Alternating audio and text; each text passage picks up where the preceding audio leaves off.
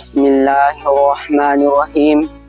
Assalamualaikum warahmatullahi wabarakatuh. Alhamdulillahi rabbil alamin.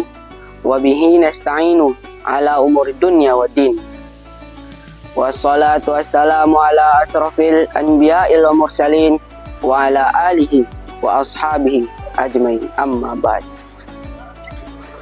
Yang pertama-tama, marilah kita panjatkan puji syukur kita atas kehadirat Allah Subhanahu wa Ta'ala yang telah memberikan kita begitu banyak kenikmatan, yaitu nikmat iman, nikmat umur, dan nikmat kesempatan, sehingga kita masih bisa berjumpa dengan bulan Ramadan.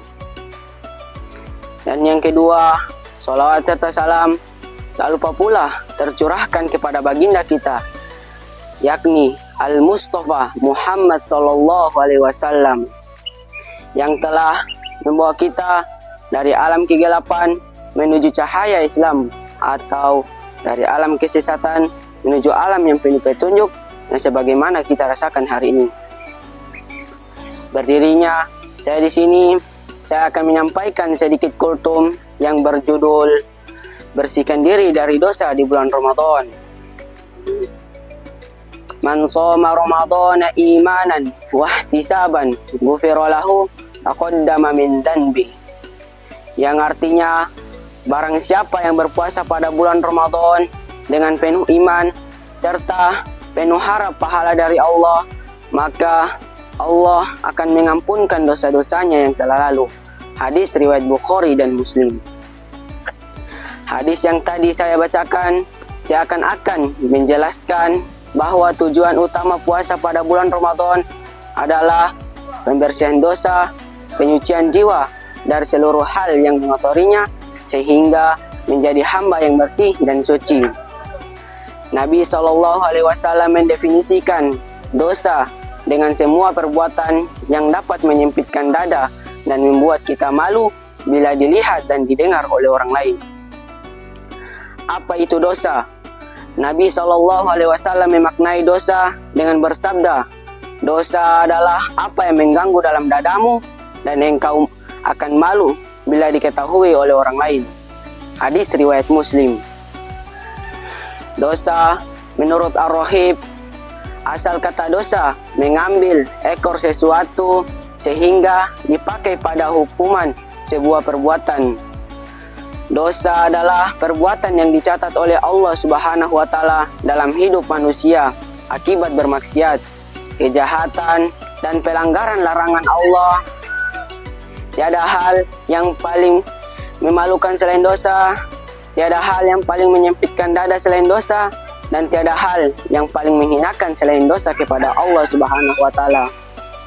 Saudaraku, lihatlah berapa banyak dosa yang kita lakukan selama 11 bulan sebelum Ramadan tiba. Sampai-sampai kita tidak pernah bisa menghitungnya berapa banyak dosa yang kita lakukan per detik, per menit, per jam, per minggu, per bulan, dan per tahun. Mengapa demikian? Karena dosa bukan hanya berupa lahir dan fisik seperti zina, mencuri, menipu, memakan dan meminum yang haram, melainkan perintah Allah membicarakan aib orang, melihat aurat dan sebagainya.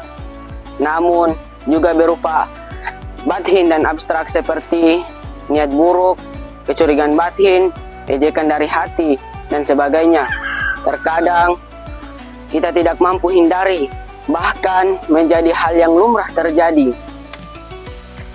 Apalagi kita hidup di zaman modern ini, kapanpun dan dimanapun kita akan berpeluang membuat dosa dan bermaksiat. Karenanya sungguh benar sabda Rasulullah SAW, setiap manusia pasti berdosa, namun pendosa yang baik akan segera bertobat kepada Allah Subhanahu wa Ta'ala, beristighfar dan segera meninggalkan kelalaiannya dan meninggalkan maksiat yang dilakukannya. Hadis riwayat Ibnu Majah, Tirmizi, dan Ahmad. Mungkin itu saja yang saya bisa sampaikan. Mohon maaf kalau banyak kata yang salah. Billahi taufik wal hidayah. Wassalamualaikum warahmatullahi wabarakatuh.